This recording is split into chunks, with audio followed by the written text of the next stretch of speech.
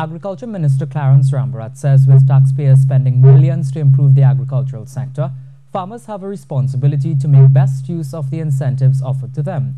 Speaking at the lease distribution ceremony for EMBD tenants on Tuesday morning, Minister Rambharat said there are several incentives available for farmers which should not be abused or taken for granted.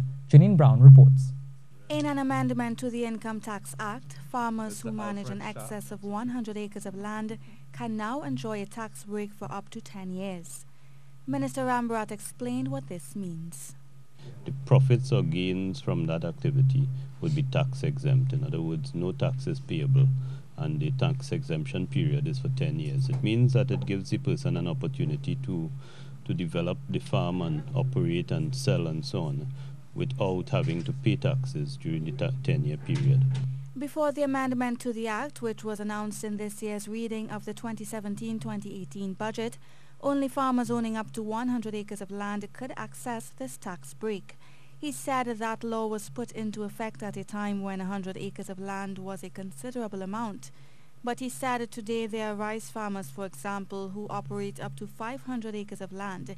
They will now be able to benefit from the incentive.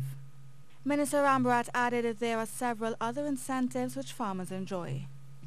During the dry season, certain groups of farmers are given support by the ministry to access our pumps to be able to keep their water supply up. They get some assistance in terms of the harvesting.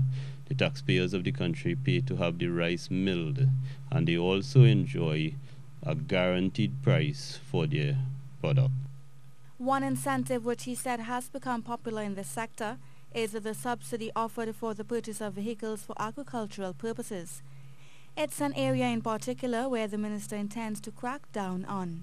You could buy a 4x4 vehicle and you could never use it on a farm and still get assistance in terms of the purchase of it.